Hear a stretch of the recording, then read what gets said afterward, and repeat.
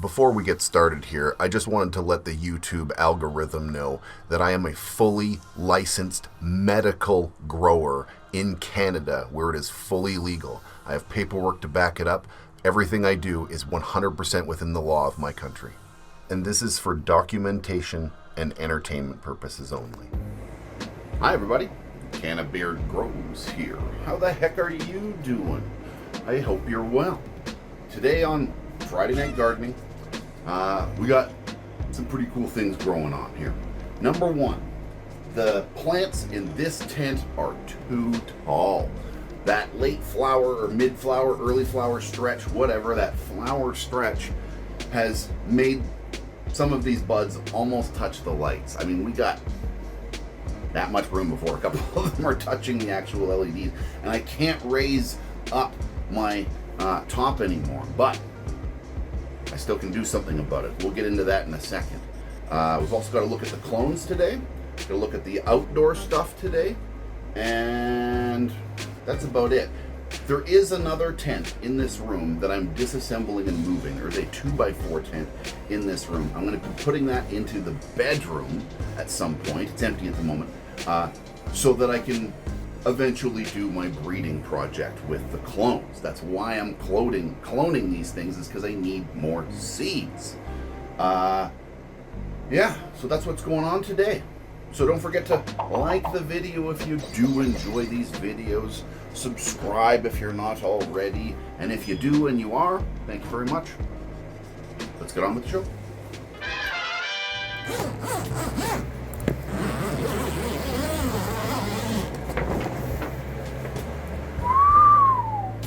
Wowzer. Just soak that up for a second. Holy smokes.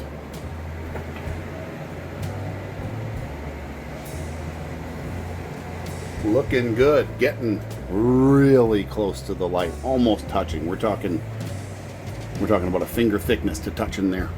And this one here's only got about 2 or 3 fingers till touching. Same with this one here. You know, not much. So that's the point here today. These things have kind of outperformed.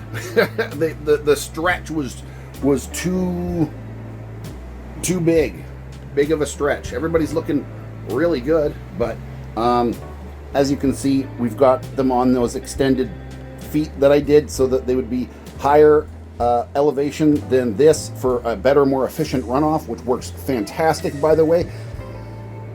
But I need that space back, so I'm gonna stick some just normal trays underneath each one of these things, and we're gonna have to, unfortunately for now, we're gonna have to put aside the runoff system. I'm gonna keep the one here for the watering systems, for this right here. Watch it, just turn it on at the flick of a switch. Come on, there we go. Yeah, fantastic. I actually really like this system. It's quite set and forget. It's good for slow saturation instead of just dumping it all in there. I like this watering system. I'm going to continue to utilize it for the rest of this grow. I would have liked to have used the whole thing for the rest of this grow. It would have been fantastic, but I need that space back. So we're going to put these things down, and we're going to gain a little bit of height here, because as you can see, it's just no room. Okay, let's do it. A few inches later.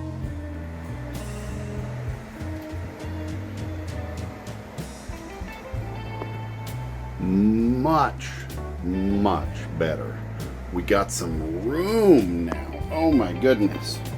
So we don't have the runoff system anymore, but it looks a lot better. There's a lot more room in here. We're not going to worry about leaf burn or bud burn or bleaching or any of that kind of baloney. Man, it is looking good. I am loving what I am seeing in here. Speaking of the lights, actually, this is a good time to plug what they are. This is the FC8000 with the entire line of AD-light systems. Right now we got the far red going on. There's UV, infrared, and blue for their different spectrums, as well as the Add light 100 down there, which is inner canopy light, which is sort of what I was talking about there with the growing mids. I'm trying to like bolster the middle section, pardon me, of the plants there a little bit with that extra light in the middle there. But what I was getting at though is I actually have the lights turned down quite a bit right now. Everything, both this one and this one, are down to 10% right now. So those reds are looking extra red in here at the moment, but it makes for filming a little bit better, and it's just a whole bunch easier doing any maintenance. Anytime I'm in here doing maintenance, I use the app, the MARSHYDRO app, and turn down all my lights down to like 10%. So I'm not blinding the hell out of myself. I still wear sunglasses often in here, but it helps a lot having everything down a little bit. Also drops the temperature for a few minutes.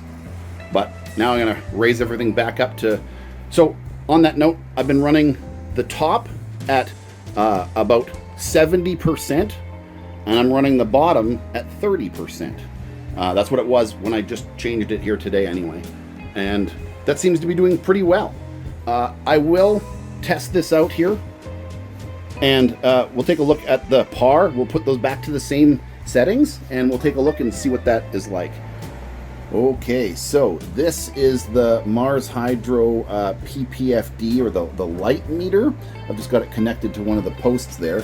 I'm going to stick it right into the middle of this plant right here, sort of roughly in the middle of where the tops are, right there. And then we'll take a look and see what the reading is.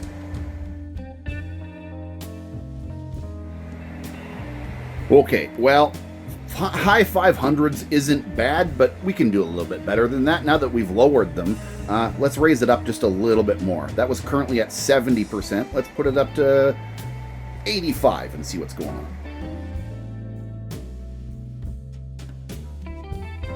Okay, 700 and some change. That's a bunch better. I think I'm gonna top it off right around there. I think much higher, I'm gonna start worrying about heat problems. At between 70 and 80 range, I've been managing to maintain no higher than about 82, 83 in here. And that's okay, that's okay. I just don't want to get too much higher than that. So I think raising it up was probably a good little idea. They're looking very happy, but I did also just lower them, so their PPFD was dropped by, you know, that much or whatever, right? So I think compensating it was the right move. What do you think?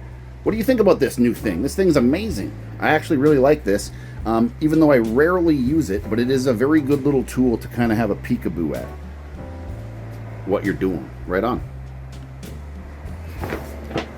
Ooh, doggy. Here we are the next day. This is Friday morning. I had done the move of everything last night. Oh my goodness. I am happy with what I am seeing in this tent. Looking good. It is really smelling really good in here. Oh yeah, there's this wicked, you know, greenhousey smell coming out of here. I do have a bottle of homemade CO2 in here. There's sugar and yeast in that. It doesn't help much. The only reason you should have or want CO2 is if your garden is already booming and you're trying to push it harder. You're trying to run the lights hotter, you're trying to run the temperature hotter, the humidity higher, and then, you know, higher CO2, it can work quite well and you can get a major boost. But you got to have everything else dialed in except the CO2, so that when you add the CO2, it's sort of like it's like a last stage thing. You don't need to add it, and you're not going to get a whole bunch of use out of homemade CO2s unless you really push your whole grow using CO2 properly. And yeah, as I said, most home growers do not need it. Anyway, it's looking good in here. I've blabbed for long enough. Let's go look at the outdoors. Yeah, let's go do that.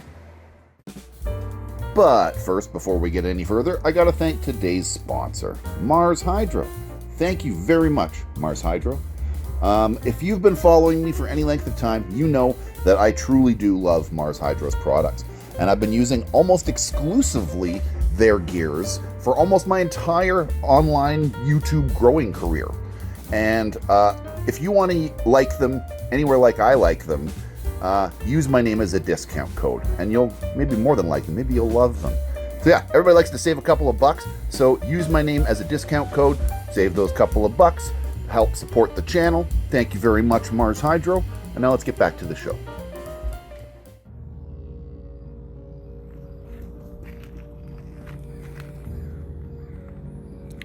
Here's the outdoor, looking good. There's a break in the rain, so I'm filming right now while I can. Everything's a little bit wet. It's not too bad, but it's been mildly raining all day today. I want to defoliate. I want to get under and get all this stuff out. I probably should have done it this week.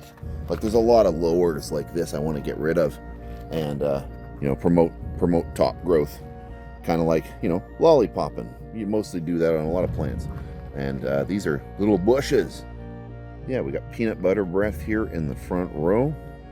And then mango cushes in the back row. These mango cushes are kind of growing a little strange. Not bad or anything, just interesting skinny leaves. Maybe a little bit more sativa-y than I assumed. I know it was a bit of a hybrid, but still. Yeah, it's all wet. But yeah, bushes. I gotta clean these bushes out. Oh, I got my garlic is almost ready. Another, not long. Not long, maybe another couple weeks, and the garlic should be ready. Anyway, that's that. That's the outdoors. Okay, so the outdoor is looking pretty good. It definitely needs that defoliation I got to get going on there. We got pretty good bushes, and there's definitely some cleanup that needs to be done. So let's go take a look at the clones now. Hey, let's go take a look at the clones.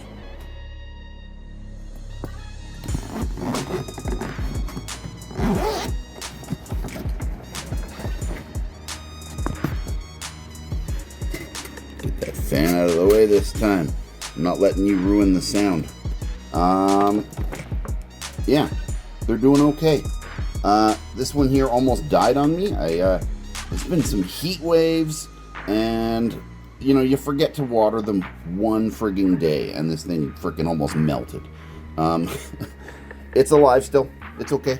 I can take more clones off it if I have to. But on that note, the clones are not looking very great. The reality is, that one day last week that I forgot to water them and they dried out did freaking some pretty big damage. However, if you look in here, I'm going to pull you in here and show you, but it's not too bad. They look like they're going to survive, at least most of them are, and there is roots happening. You can see the roots down in the bottom of the tray sneaking out there, so they do look like crap. I'm very aware of this. They're going to survive, a couple of them. I only need 3. But I do need 3 healthy ones. So we'll see, I guess. I don't know. Don't forget to water. Holy crap, man. The amount of damage that one day last week of forgetting to water them did to these things is pretty crazy. Anyway, as I've said last week, be diligent. Also, I've got to move this into the grow room. This whole tent system needs to be put in there. Anyway, let's move on. Well, folks, that's about all I got for you today. Thank you very much. If you did enjoy the episode, don't forget to hit that like button, the little thumbs up down there in the comment section thing. Let me know what you think of everything. Have you fucked up clones or any plants by simply forgetting even a single watering before? Let me know. That's it's embarrassing, but it happens to the most of us, man. It's okay. It happens. Yeah. Next week, we're gonna have those outdoors defoliated for sure, and I think I'm gonna have that other small tent brought into this room, and this other one here moved out. So yeah, next week. See you there. Cheers.